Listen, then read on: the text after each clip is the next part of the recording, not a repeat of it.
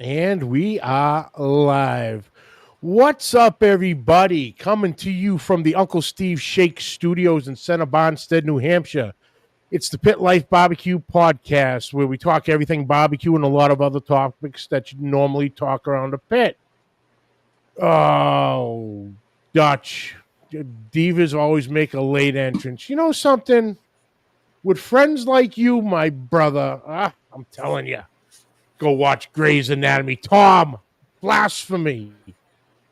But guys, thank you all for tuning in. You know the saying, you can't start the barbecue week without starting on Monday. So here we go.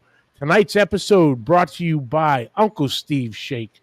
What can I say, guys? Uncle Steve is an incredible gentleman. We all know him. We all love him. 18 amazing flavors.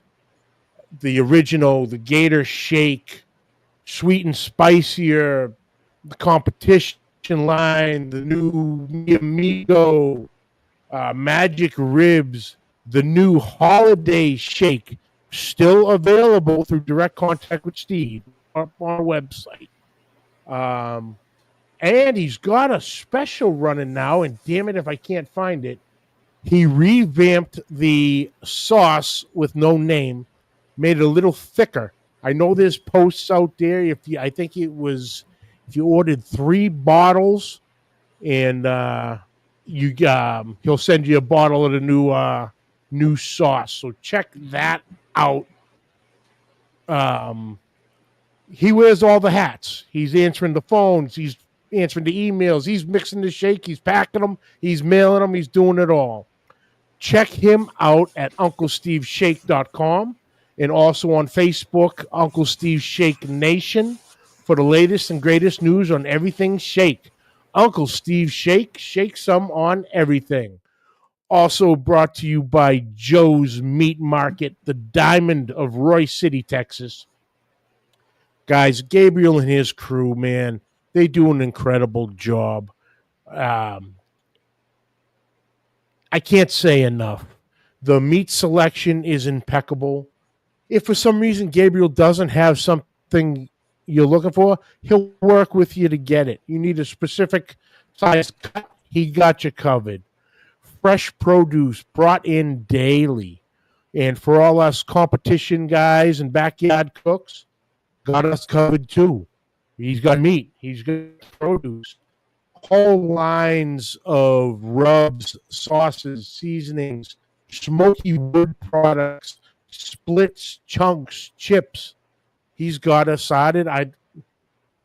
He might even have a book of matches, or you might, after tonight, you're not going to need the book of matches anymore. We got you covered on this one. But you get a little hungry while you're there, Gabriel's mom's behind the counter whipping up a freshest, authentic Mexican cuisine. Stop in, grab some stuff, grab a plate, sit down, make a new friend. That's what it's all about, guys. The barbecue world, the barbecue fam.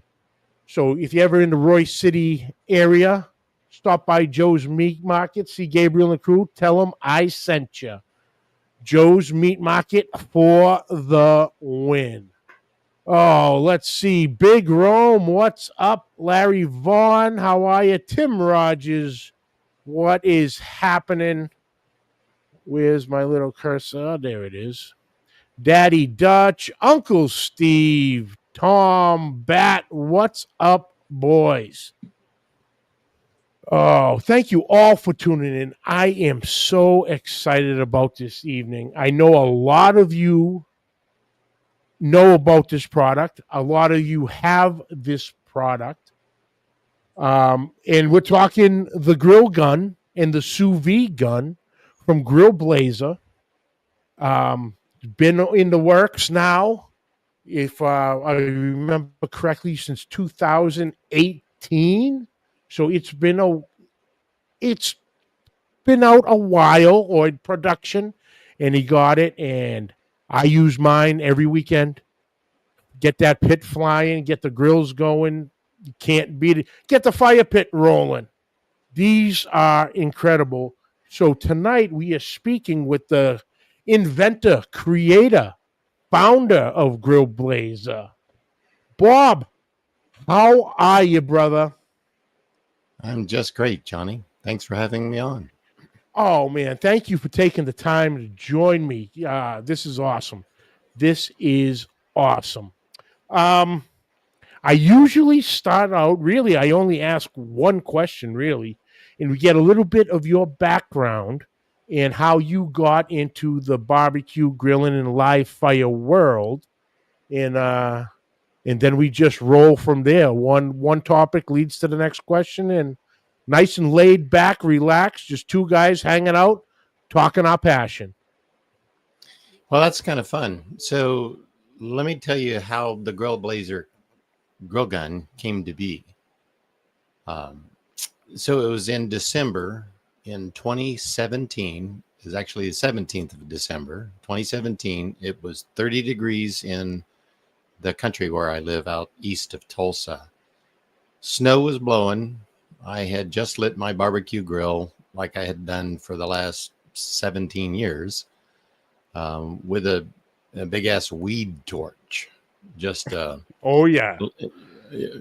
I run into barbecuers all the time that do that, but you'll find that in the barbecue world. You won't find that outside of the barbecue world, in the grilling world. And it's for 15 or so years I've been doing it. I think it's the coolest way to light charcoal, but nobody would ever run out and buy themselves a weed torch, or in Texas, as they call it, a pear burner. Yep. And they wouldn't just go buy that and light their charcoal grill, even though you can light it very fast with a torch that puts out 500,000 BTU of flame. And so it was winter, it was cold, so it's easy to keep your beer cold. And so I was out on the porch and I just lit my charcoal grill for the umpteenth time.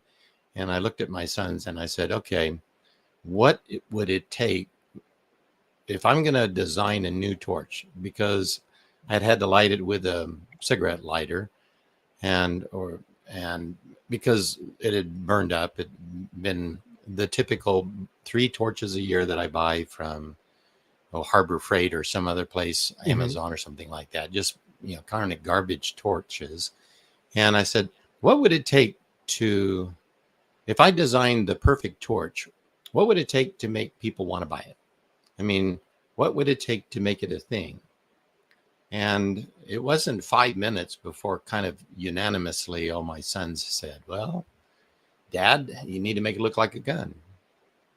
So that was really how it started. I pushed back. I said, well, half the people in the country wouldn't buy it if it looks like a gun. And they convinced me that the other half would, and that's a lot of people. Mm-hmm. And so I thought about that seriously. And so that was in December, and in 1st of January, I got my crummy weed torch and I put it on the desk in front of me, and I pulled a little Bursa 380 pistol out of my safe and set it down next to it. And I said, now how to make you look like you, and, talking about one to the other, or you look, how to make the gun look like a torch. And so I just started creating. And by May of 2018, I actually was holding the first thing that was a prototype that was a grill gun. I mean, I had to design it, build it, and figure out how to do it, and what it needed to look like, and showed it to my wife. And she said, I think you got a winner. I think people will buy that and they'll use it. Well, the history has borne that out. It's very popular. It not only is it that it looks like a gun, and it's very, very well built. So it's very durable. Mm-hmm. As you said, you've had one for years, and that's the way they all are. I built a really high quality product that will not break down unless you do something stupid with it, like drive over it with a truck, or and I've actually had I had one guy drive over it with a truck, flatten the bell, and instead of sending it back and having it repaired, he likes the fan effect that it gets, where it just shoots out an angle, kind of like a pressure washer does. Okay. So he won't give it back to me now because he says that's really cool. So anyway, he's still a loyal. He's a barbecue competitor and a Hmm. loyal fan of Grill Blazer. But that's how it started. It was I wanted to actually. It's so fun and so easy to light your charcoal in any weather instantly, but you have to Hmm. have really high heat. And propane, when it burns completely, it burns at 3,600 degrees. And uh, it doesn't take long to light charcoal. So when you're hitting the charcoal directly with that kind of heat, which honestly, the grill gun does that in a way that none of these other torches out there do. There isn't a weed torch out there that completely consumes the propane and gets it to full temperature. And it's really because of the design. Hmm. And so I made a list of, I think it's 11, maybe 12 different things, since my background is engineering, that the torch needed to have in order to be a torch that I'd want to put my name on.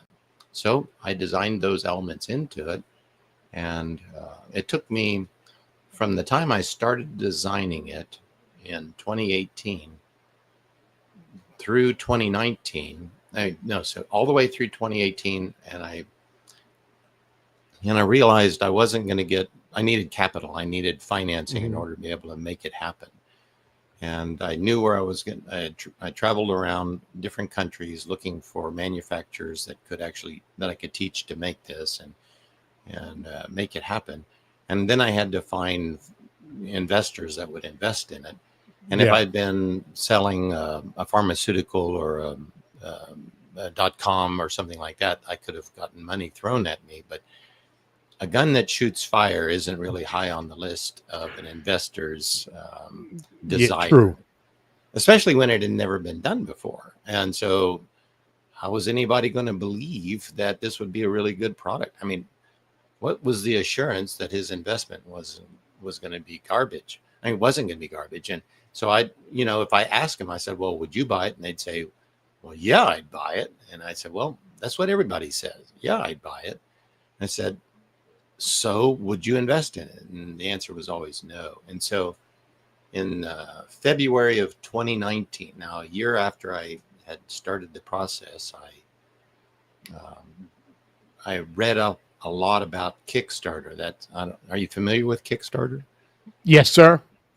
So for your audience that's not, it's actually an altruistic investment platform. So if you've got an idea and you think people might want to be able to support you in bringing to market your idea, and you want to launch and run a Kickstart campaign, well, you got an audience of, I think it's around 4 million people that sit on their couch and look at their computer and not invest is not the right word. It's not actually an investment platform. It's is you have to convince them to give you your money so that you can go do what it is that you say you want to do, and then in Yeah. exchange they get some sort of gift from you. And in my case, I decided that I'd give them a grill gun, if they'd invest in it.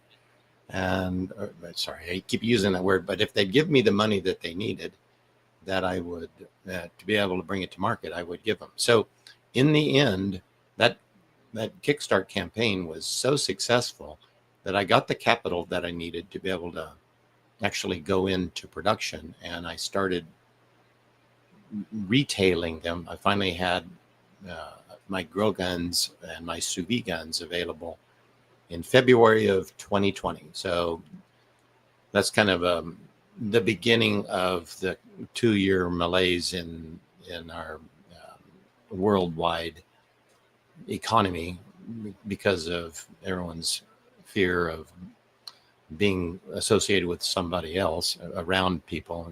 They were afraid that they were going to get sick. And so people look back on that and they say, well, that was the COVID time.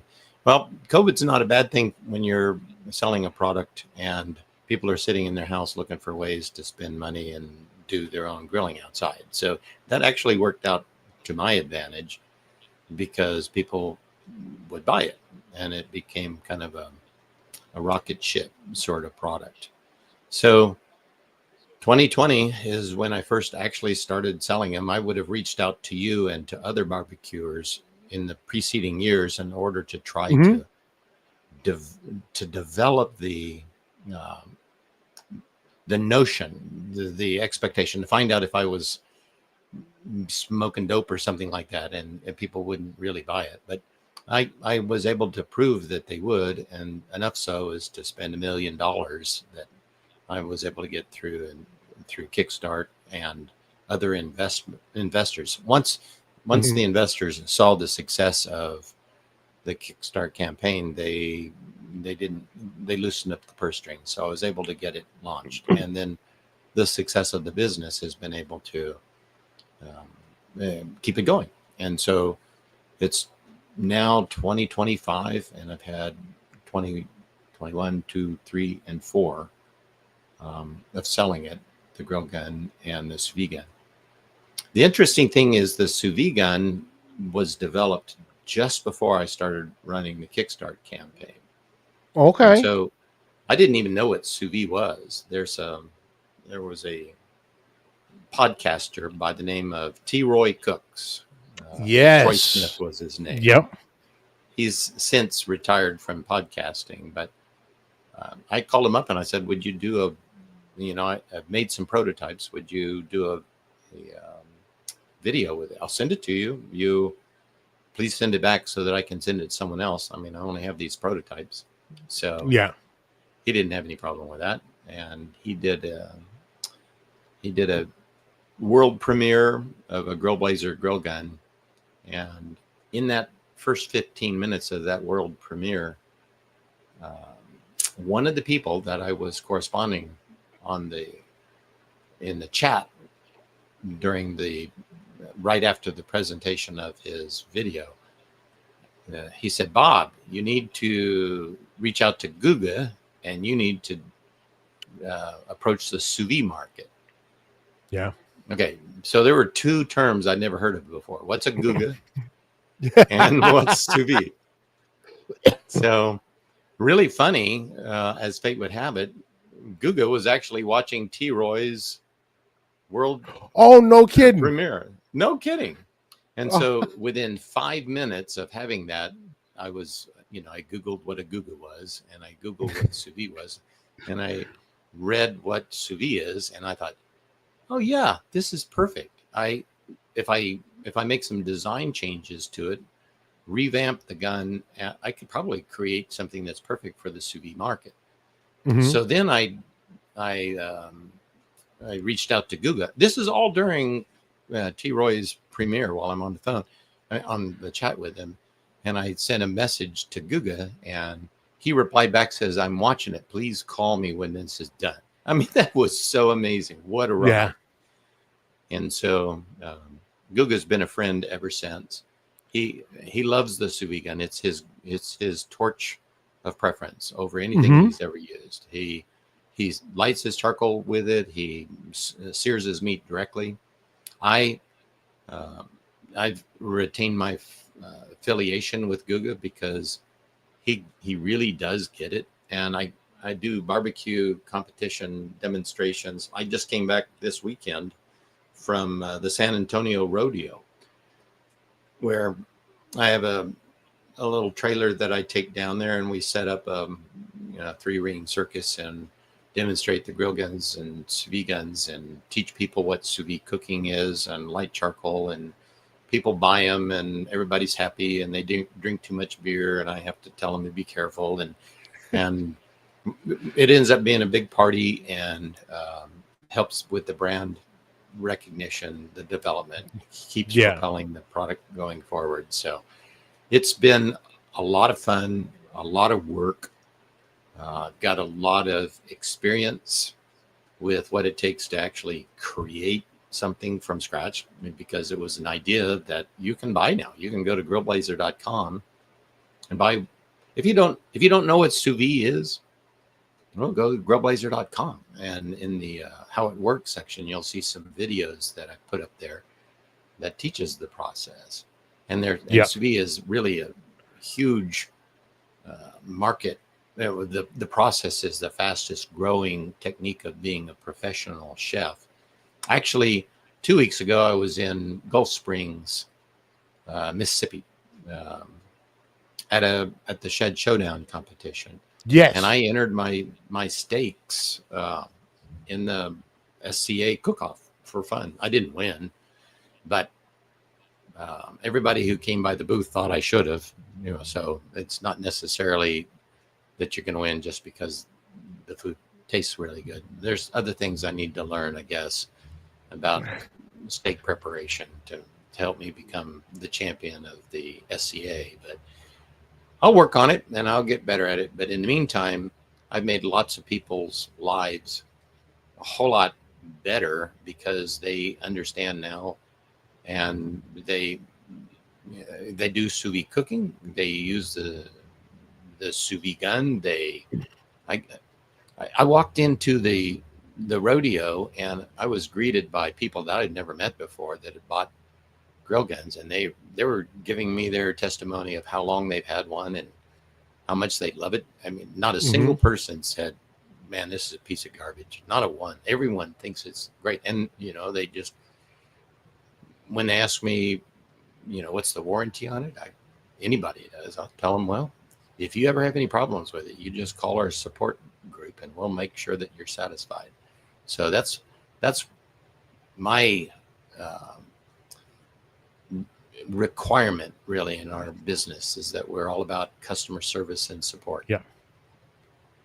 So there Absolutely. you go. That's the story, kind of from inception to where we are now. Absolutely, absolutely. The Hungry Hussy, Matthew, what's up, brother? Quentin Nelson, what's happening? Chef Johnny, how are you, sir? And actually, Chef Johnny had a comment. There it is. That he actually saw the actual prototype at T. Roy's. Oh yeah. So when T. Roy was doing that video, Chef Johnny was over there. They're very close. Troy and Chef. So he saw the original. And like you said, I got an email from you back in like the fall, excuse me, like October of 2018, and just like you said, you literally asking a question. Listen, I have this idea, and what do you think of it?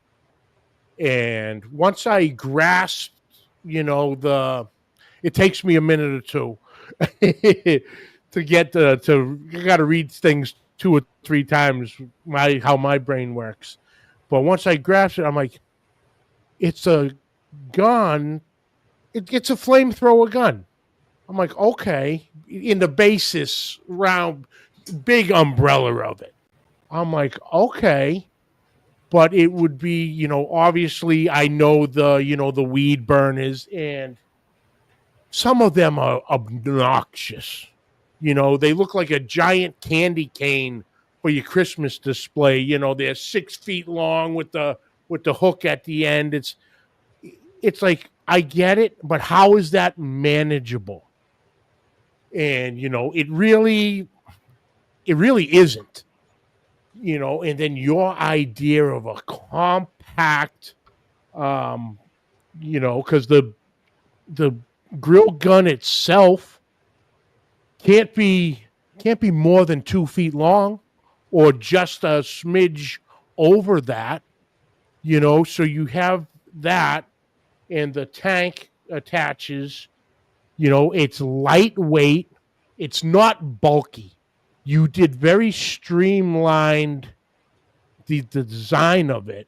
And the gun aspect is somewhat, I would describe it as based off of like a model 1911 pistol. It is. Yeah. Even though it started as that Bursa 380, and that was too small of a pistol. And so yeah, I moved it into the 1911 model. And even the functionality, I have a Sig Sauer 1911, and your design, really, and it's easy use also. You turn the knob to, I guess, your desired flow you want, and literally you pull the trigger and it lights, and then you want to get it going. In on the 1911s, they have the grip safety, so you Yeah. need to have X amount of pressure on the grip, and you hit that, and boom, you got a jet engine going. Uh, The very first time I did it, it's like, okay, what am I doing wrong? What am I doing wrong? Then I realized I didn't have it in enough on the grip, and then poof, it's like, oh, okay, we're cooking with gas now. But the functionality, the ease of it. Now, coming up with it, obviously you had a few prototypes, to dial everything in. Did you get any pushback whatsoever for the gun design of, uh, what is it? The design itself, or even I guess maybe some rules during manufacturing of people checking in, what are you doing? And, it looks, if you look real quick, it looks like you're building guns. Did you get any kickback on that, or were people hesitant also to kind of to have the product for the gun look? well, in the markets that I've been going at, the answer is no. I don't have any pushback from um, the people who buy it. Now, there are a lot of stores that are um, not very approachable, if you will, because they really averse to a gun, and so Mm-hmm. there is definitely a focus that I have in years to come in solving that problem. Where let me say it this way: when I first started this, I needed something that people could identify with and would want to buy it just because of the testosterone plunge that it gives you. That experience, the way it looks, the fact that um, 97% of the people that use them have a Y chromosome, but that's not who buys them, because there are lots of women Mm-hmm. and who are wives or girlfriends or daughters or sisters, that sort of stuff, who are always looking for the thing for the guy who has everything, right? So it's a perfect gift. So it's really weird. 50-50 are men and women who purchase them, but they almost always end up being guys. And so I get videos all of the time from people who send me their box unopening, and they're dancing around the living room like a giddy little schoolgirl going, look what I got. And invariably the woman has got her arms crossed and she's going, rolling her eyes, going, I guess he likes it, right? Because it's just not for them. But when I first started this back in 2018, and when I was flying around trying to meet people and figure out how I was going to make this happen, there was a flight attendant, a female, on an airplane that I was riding on, and I was in the bulkhead seat, and it was a long flight. And so she said, what do you do? And I told her. And so we ended up with a conversation, and she loved to cook. Mm-hmm. I'll never forget this conversation. She just said, oh, that is so awesome. I would love to have one. Can you make it? I hate guns. Can you make it look like something other than a gun? And she really, really wants it, but she doesn't want a gun, and she doesn't want to Mm-hmm. support the notion of a gun. So I'm sympathetic to that. There are all kinds of people who are cooks, and Oh yeah. even in a professional kitchen environment, you may want to have something that doesn't look like a gun. So my strategy has been to create something, to build the brand, to make an awareness, and then migrate into other versions that don't look so scary. I mean, for some reason, the shape of the 1911 and the color black are sort of terrifying to some people. I don't experience that terror, Mm-hmm. but I Right know with you. people. And so I would be happy to sell to the other half of the people that back in 2017, I decided, well, for now, I'll dismiss that because not that I don't ever want to cater to that that market. Um, right now, that's not what's going to put the bread and butter on the table. I know that Yeah. the first attorney that I talked to, I was thinking, okay, now I'm going to sell a gun that shoots fire, and I'm going to get sued because someone's going to hurt themselves. And is this all worth it? This is all part of the research of saying, am I going to go down this road? And he said, so I asked him straight up, I said, okay, if I didn't make this look like a gun, if I made it look, like a silver banana or something like that, Mm-hmm. I said, would you buy it? And he said, no. And why would I do that? I said, well, what's the reason for your purchase of it? He said, because it looks like it does.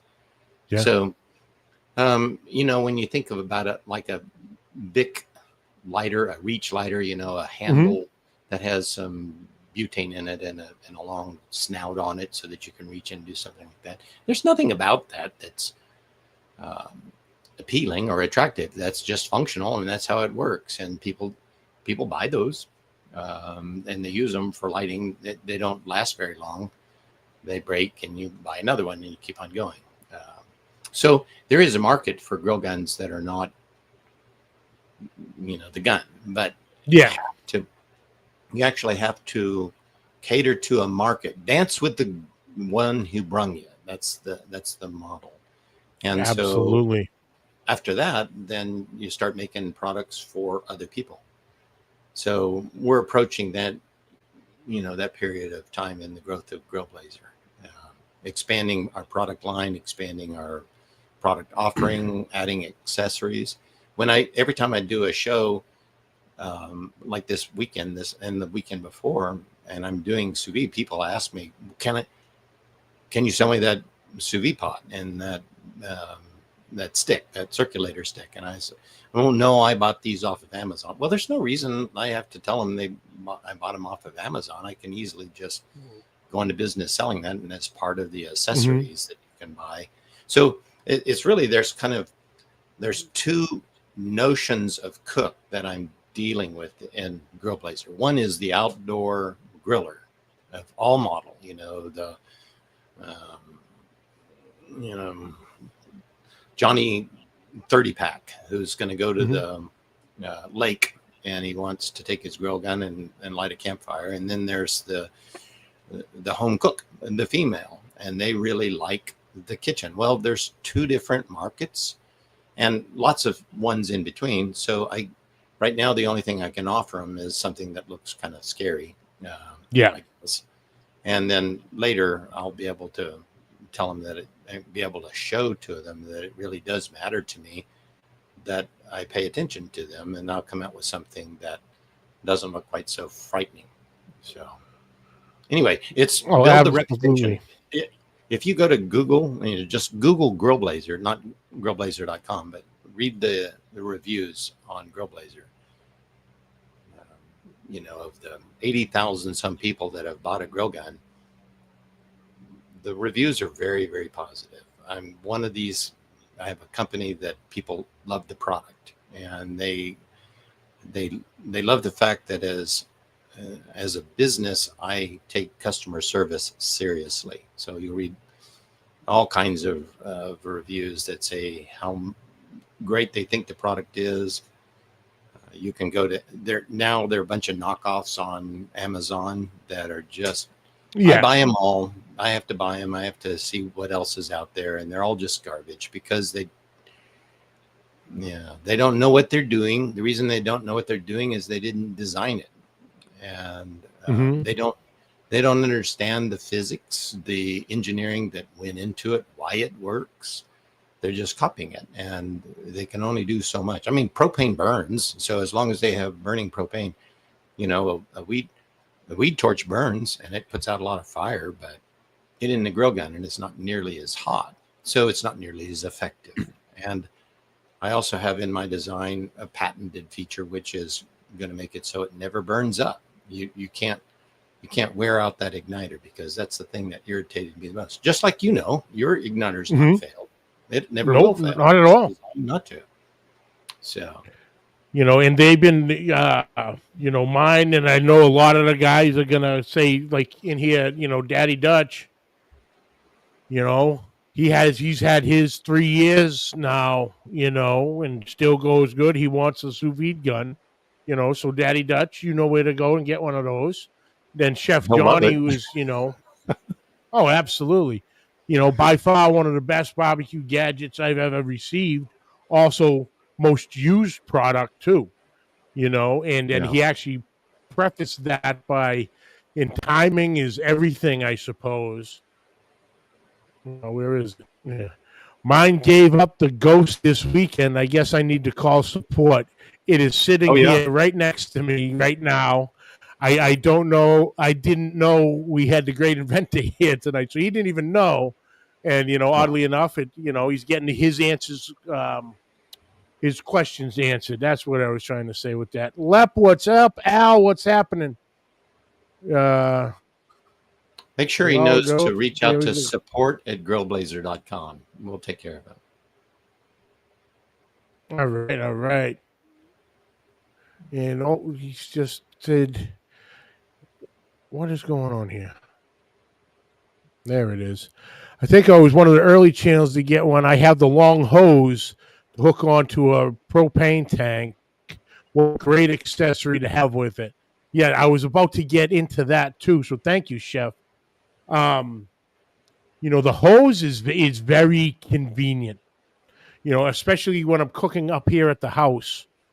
The tanks, they're 1 pound tanks.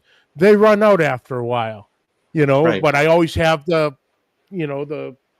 bubble on my Blackstone, so I always have propane. And it was like, okay. Then I saw that you guys had the hose attachment, so it's like, oh, beautiful, So got that and runs. But yeah, like a lot of us are competition cooks. So, we're first and foremost, we're utilizing every space we have, to travel to and from the competition and all. And the, compact design, thin design is great. And of course, at the end, you've been to the competitions, Bob. By the end of it, the people showing up, it looks like a beautiful jigsaw puzzle. The trailers, the trucks, and everything. Come Saturday night, Sunday afternoon, it looks like the Beverly Hillbillies moving into town. Everything just gets thrown in the back, and away we go. So mine I actually keep during travel in my smoker, on my grates. Utilizing space. So there's stuff in there. So it's bouncing around a bit. And lights every time, so it's extremely durable, And the other thing I like about it, and, when people see it work, it's like, oh, good. It's extremely controllable. You can focus on a particular area you want to light. So if you kind of want to just hit one corner and have it, burn through almost a snake method type, you can. On my rig, I have obviously my firebox, but on the back side, I have an open pit grill, charcoal grill. So I'll just sit there and wave it back and forth and, get a couple spots going and, literally just twist the wrist, and within, couple minutes, I'm up and running. Yep. There's no waiting on a chimney and all that. It's just extremely convenient, comes through it. And a funny one, I usually have a party here on Memorial Day weekend with a bunch of people from my work. In the first year I had it, it was a drizzly, damp day, and so they're all in the backyard, and they were trying to get my fire pit going. So they're there with paper and cardboard and twisting balls and getting it going. Nothing. They can't get it. I go, I got this. They're like, how we've been fighting this for a half an hour. I go, I'll have this going under 5 minutes. Guaranteed. They're like, okay. And here I come out with the grill gun. And I turned it on and the initial flame. And they're like, what's that gonna do? I go, it's gonna light the pit. The fire pit. Well, how? I go, hold on. And I hit the handle, and they all went, oh, they jumped back. And darn it, wasn't that fire pit up and rolling in the rain less than 5 minutes. And, they were blown away, but,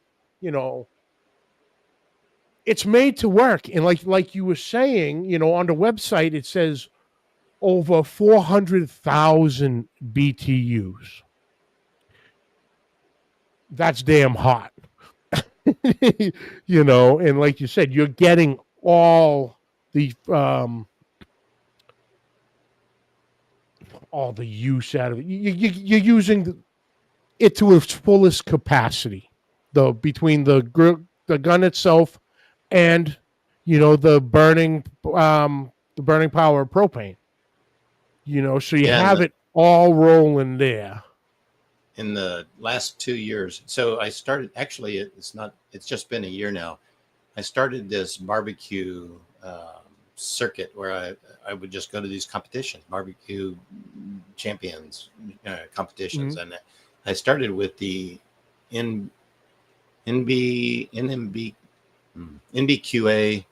I'm saying that wrong. It's National Barbecue Association. NBBQA. Yep. Yeah, NBBQA. So that all started in January of last year, 2024. And I made so many friends in this world since then, because I've gone to, I went there and also went to Memphis in May and was invited to come to the Jack Daniels Invitational and the Royal. And then I went, I've been to a number of other places and met people. And when I was at the NBBQA that first year, Saturday morning, when they started their competition, it had just dumped water that night. It was just, everything was sopping wet. And they're using post oak, which is a really good hardwood, but it's all really very wet. And so I was there, and people came up. I mean, every one of the competitors, they came up to me and they said, can I borrow a grill gun? And instead of saying, well, you can buy one, I just said, sure. And so I ended up winning them over because it sort of saved the day. Everybody's fire got going immediately. Some people had, everybody has a way to light their charcoal, but nothing their wood or their charcoal, whatever they're cooking. There was live fire, and there was charcoal going on there, and all of it was wet. And the grill gun was hotter than anything else out there and could light everything when everything else that they used as a tool couldn't do it. And so it's developed that kind of reputation, and people. When I was at the so this weekend when I was in San Antonio Rodeo, there's like 300 teams competing there, and easily a fourth of them were using grill guns or sous vide guns to light their grills. And every one of them made a point of coming up to me or coming by the booth and sharing some story with me about how much they love it. So it's kind of gratifying to actually create something and build a company that is sincere about the customer experience, like your fellow there who said it laid down on him. No, I'll fix it. There's no problem. Yeah. I couldn't stay in business fixing everybody's torches if everybody had a problem, but they don't have problems. 100%. When they do, I take care of them. So Yeah, no, 100%. And let me see and for everything you get. So, the price point, it works. It's a good price point in my opinion. The grill gun is $179.99.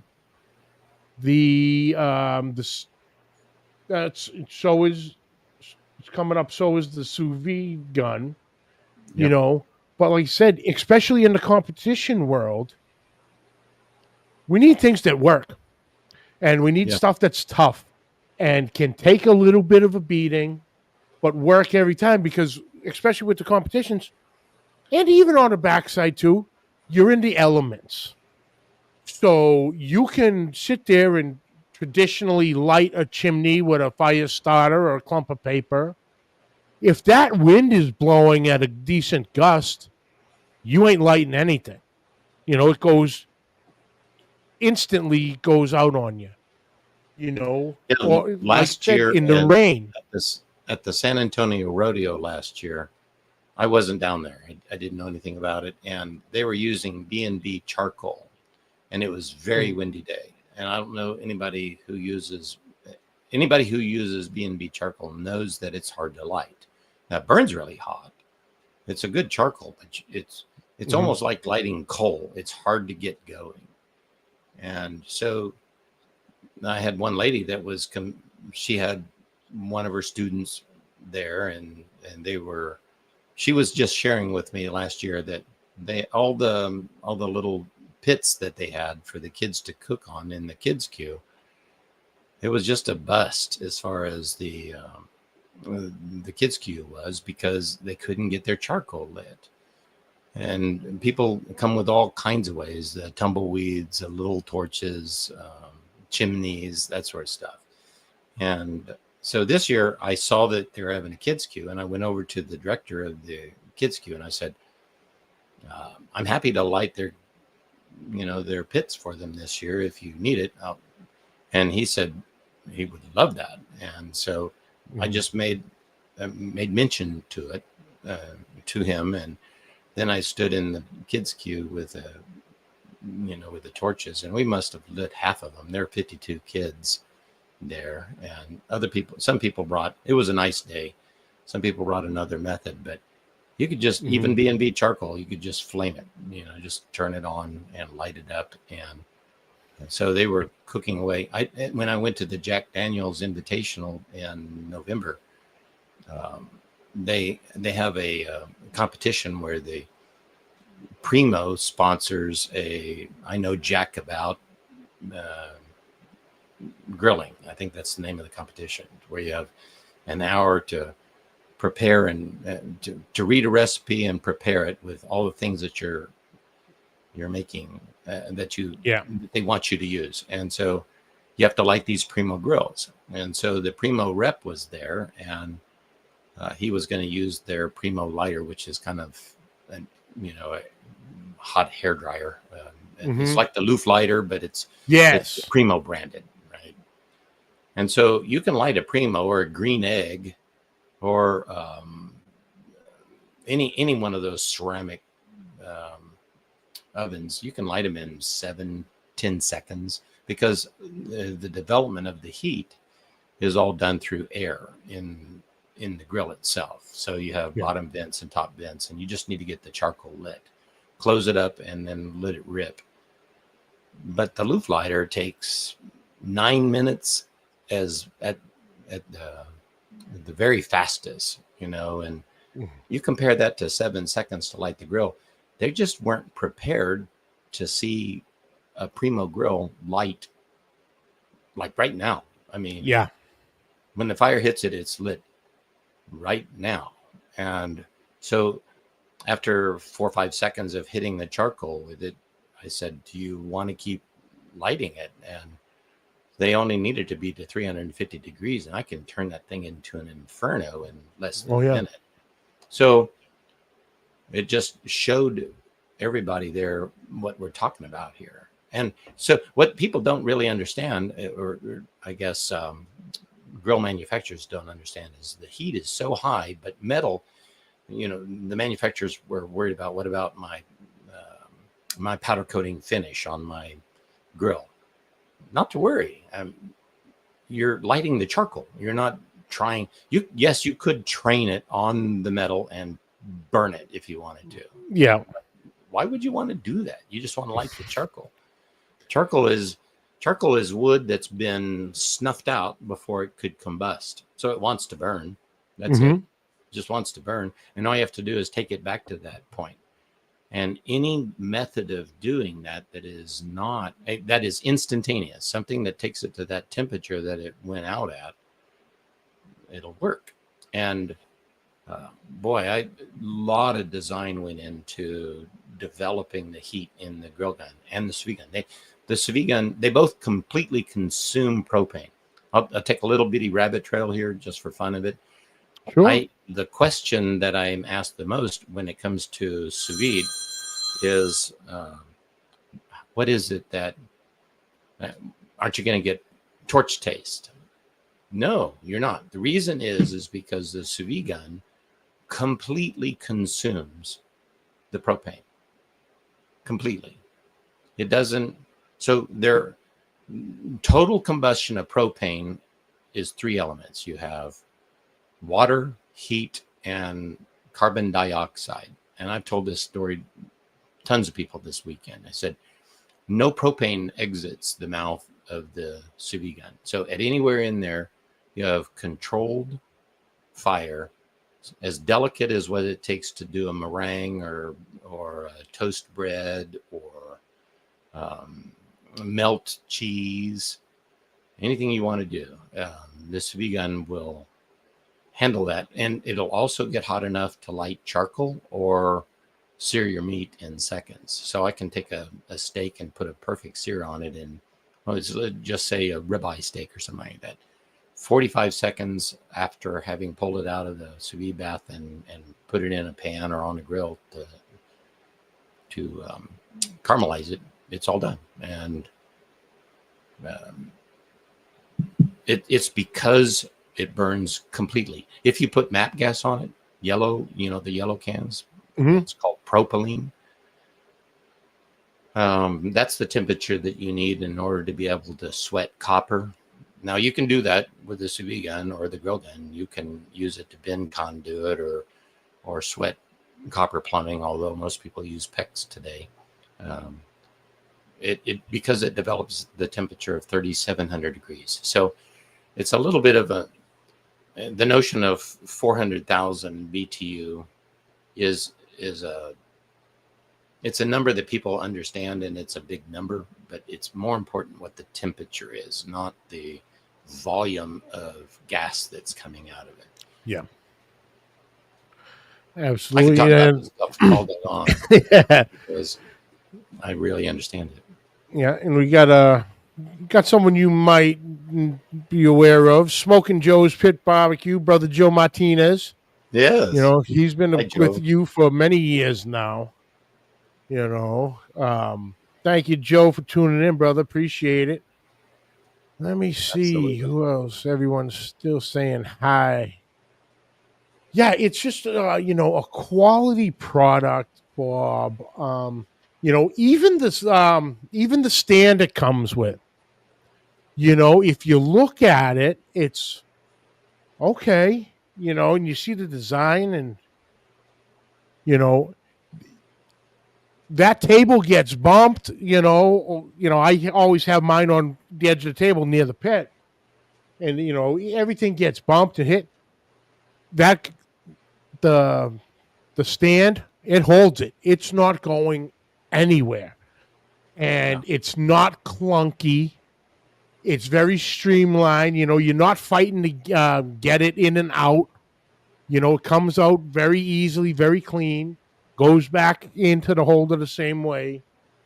It's just the streamlined design you've taken with with the entire line is phenomenal.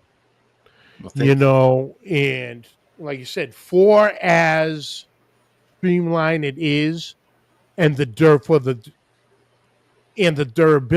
of it, it blows people's minds because they'll look at mine.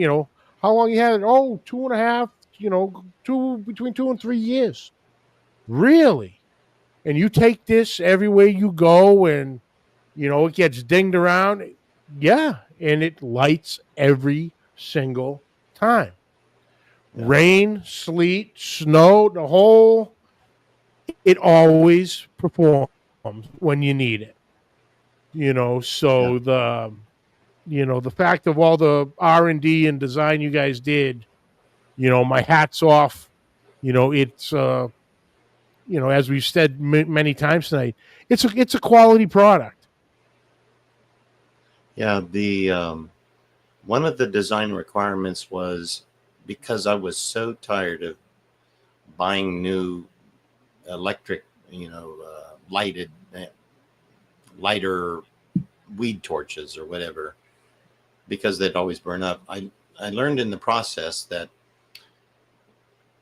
everybody's weed torch that has an ignition button on it, the electrode for the ignition has to be in the fuel stream, what comes out of the barrel. It has to be, because otherwise, how would the spark ignite the fuel? If it's not in Yep. the stream of fuel, then it can't light it. Well, once the torch is lit, then it being in the fuel stream means that it's in the fire. And if you take metal and you put fire on it all the time, it's just going to char the metal, melt it, and then it's no longer in the fuel stream. So it no longer works. And that's why everybody's torch, after a couple of months of using it, fails, because the electrode is no longer any good. So you could do service on it, and you could put another one in and wait for it to fail. But I have a patented design that takes the electrode out of the fuel stream, and so no heat ever is on it, other than during the ignition. When you pull the trigger, then it emits a ball of fire, explosion inside the bell, which lights the flow, and then that's the end of it, and no more fuel on the igniter. And so therefore there's nothing to fail. So I can confidently say it'll never wear out. People, even this weekend, were asking me, well, how serviceable is it when the igniter quits working? Can I replace it? And I said, well, no, it's not going to quit working on you. And then I can demonstrate why it's that way, and they think it's great, and they buy a grill gun and they go off happy. Perfect. It's really a lot of fun. Yeah. Smoking Joe's got a great question. What's the biggest piece of advice you can give to a new grill gun user? Pay attention when I sell the grill gun or the Sous Vide gun, and you open the box. The front flap has kind of a happy face, sad face, and some writing on it, and you're supposed to look at that, and you're supposed to read it and do what it says. And it basically says, please don't use this until you've watched this video.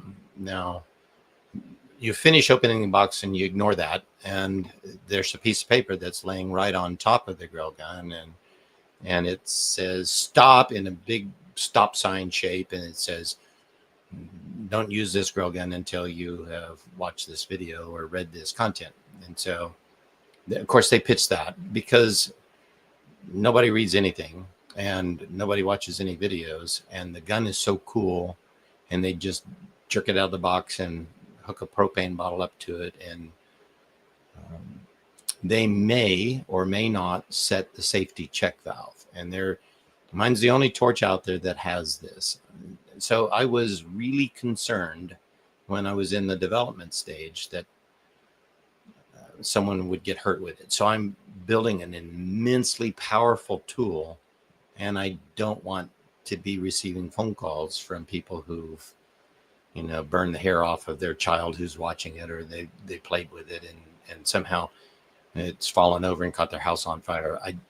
So I took that to heart, and I designed in some safety features, and one of them is a check valve that'll check the flow of fuel, which means stop it. It stops the flow of fuel. So if you were to go back into our customer service logs, probably 7% of the calls we have are people who did what I just said. They throw that piece of paper away and they don't read it and they don't watch the video. And then they call me when they think it's defective. They say, that's the number one thing. Mine's defective. So when they buy it from me on grillblazer.com, I go to so much trouble to make sure that they know what they're doing that nobody who buys one on grillblazer.com ever has any problem. Mm-hmm. I sell them also on Amazon, but the Amazon experience is entirely different. It's all about selling something. And there's nothing I can do on Amazon to force somebody or to encourage somebody to pay attention to the safety aspect. And so I will get returned products from people who buy it off of Amazon that say it's defective. And it's not defective. Everyone that comes back to me is perfectly fine. And when it comes back to me, I just have to put it in another box and sell it again. And the reason is because it's not defective. It's that the check valve, which they don't understand because it's the one thing that's different about my torch than anybody else's, is that if you do anything that would allow liquid propane to enter into the gun, it stops that, because that actually would be a flamethrower. And there's a difference between a flamethrower and a torch. And euphemistically, even did it, you call it a flamethrower. Google calls it a flamethrower. Everybody calls it a flamethrower because that sounds really cool. A flamethrower is a device that throws fire out, liquid fire that's burning. Yep. So if I didn't have the check valve in it, then if you inverted the thing, you put the bottle upside down on the gun, it would be like Elon Musk's Not a Flamethrower that he came out with about yes 2017. It would just shoot a stream of propane out that is on fire. And that's exactly what he was selling. He sold 10,000 of them to fund his boring company, the project to build the tunnels there in California, and he needed money for it. So I think he sold 10,000 of them at $500 a piece. And so I hear about that these days. Anyway, my torch won't do that. And the competitors that they're trying to knock me off, they don't have the safety check valve. And so if you tip the thing too far forward or sideways or something like that, you're going to have it just belch out fire, which is uncontrolled. So if you're let's say you're doing a meringue, or you're doing the meat on your sous vide, or you're lighting your charcoal, and you get a 3-5 foot belch of yellow flame coming out of there, and it's going to soil your food if you're applying it directly to your food, or it's going to at least terrify you, because what was I doing? And you weren't really doing anything. But because I did that, I'm selling a product that I consider as safe as I can do. I can sell a 16-pound sledgehammer, and I can admonish you, don't hit your foot with it, right? And if you do, that's on you. But I'm selling you an incredibly powerful torch, and I say, don't burn yourself up with it. And so I do everything in my power that I can to make that happen. So I think the question was, what advice would I give you? I'd say, well, you watch this so you know what's going on. It's the first video in the How It Works videos is what I direct people to watch. That you'll see me doing a video describing the check valve and how it works.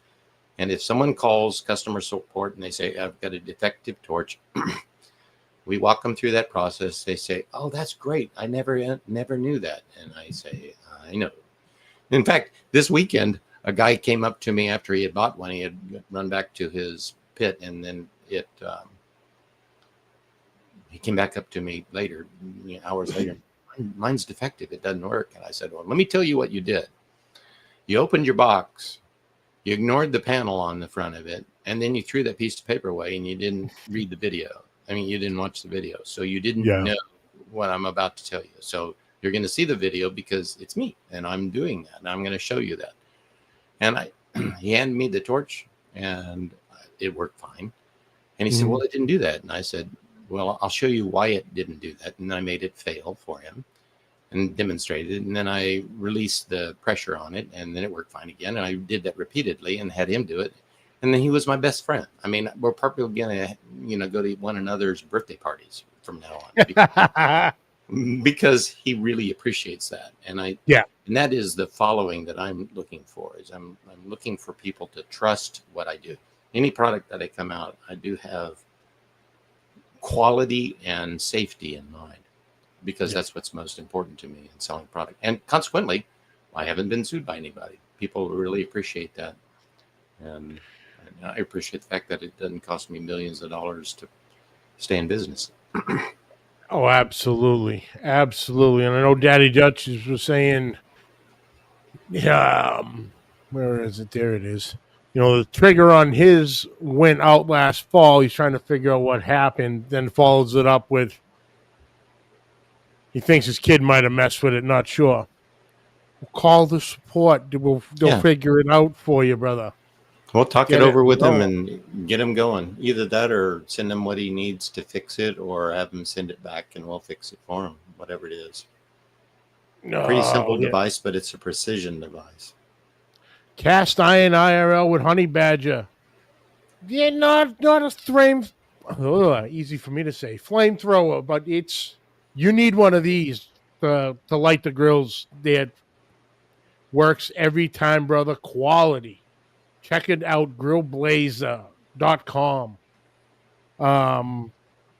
Now I seen on the site, you're selling the guns individually.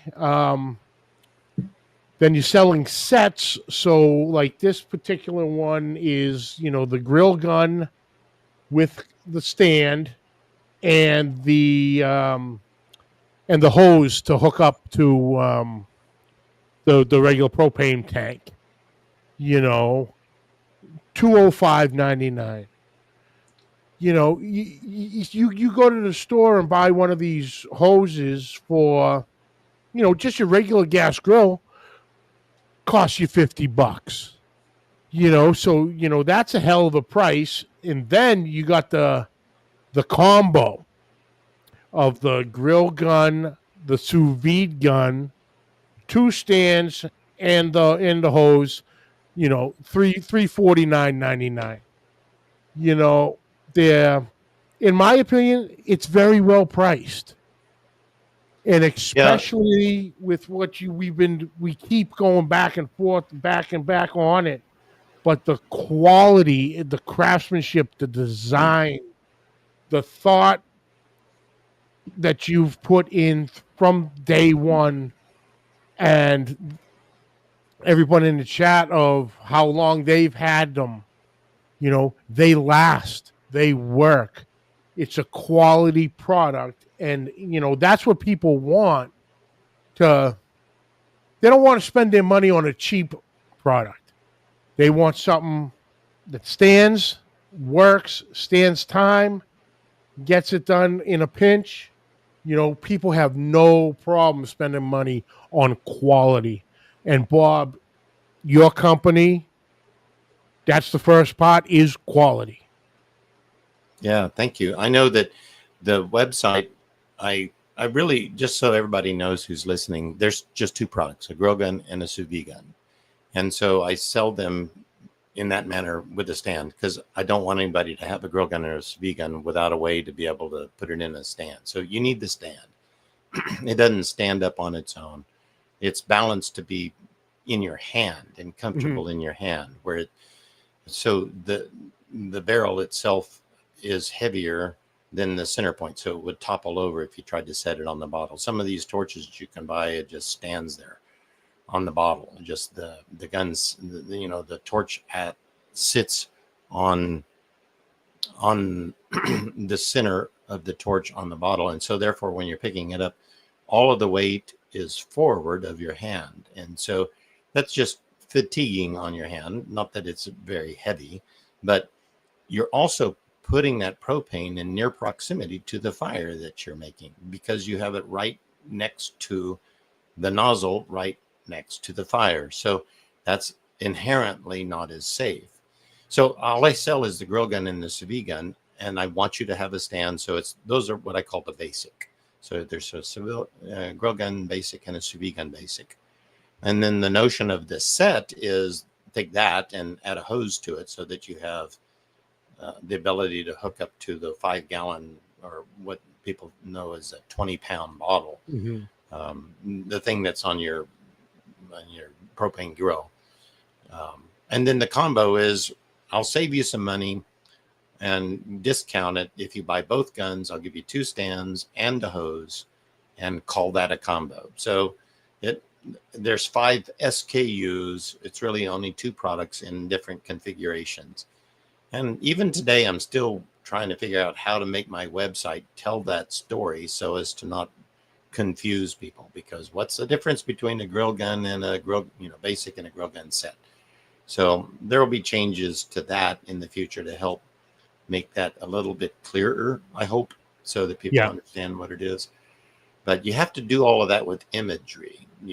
Nobody reads, and attention span is so short that if the pictures aren't very, very clear right up front, then it's hard to communicate something that they've never heard of before or seen before as something that they need. And I'm telling you, I live in the country on a farm, and it's indispensable. I don't know how I would do all the things I do around the farm, from grilling to, I've got an incinerator, and I do controlled pasture burns.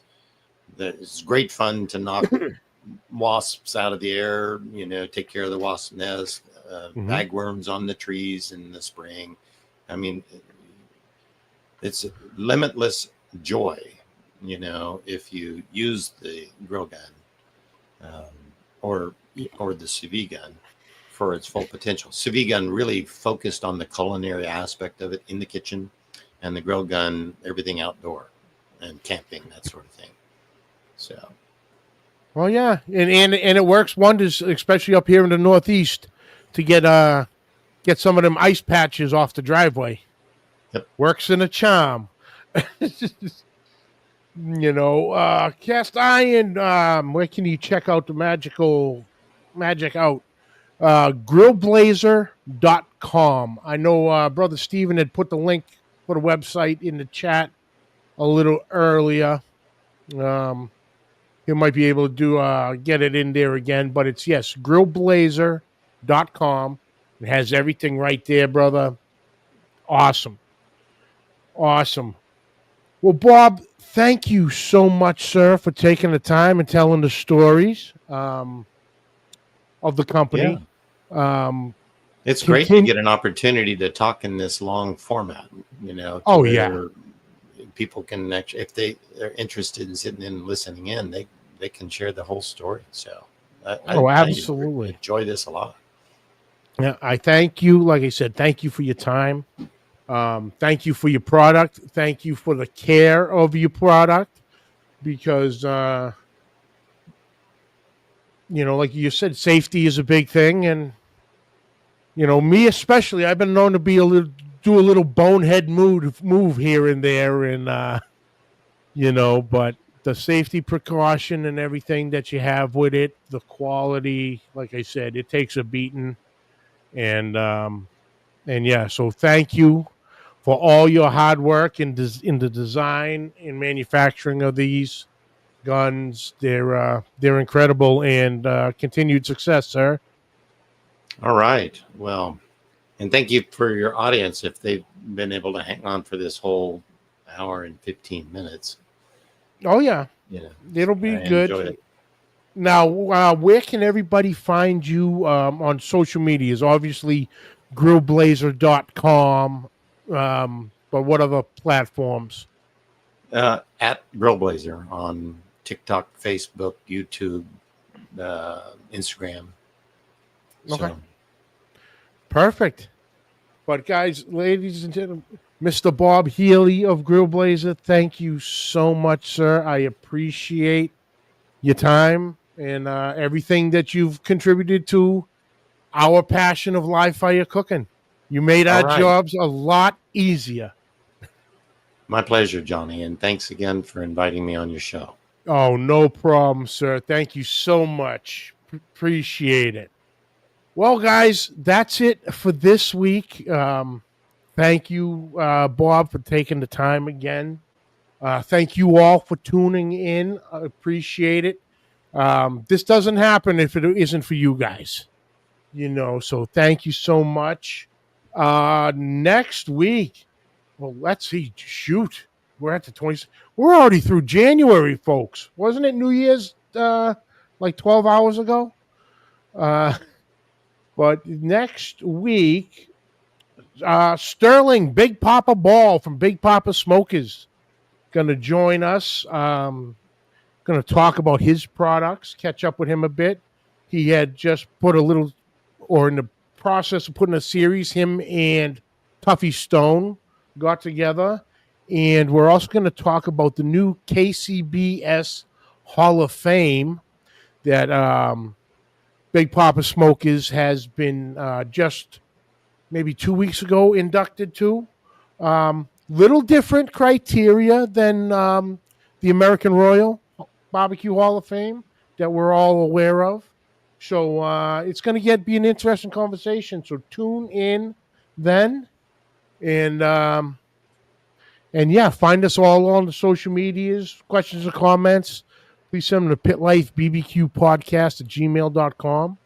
Like always, subscribe, like, rate, and review. Hit that share button. And until next week, keep the smoke rolling.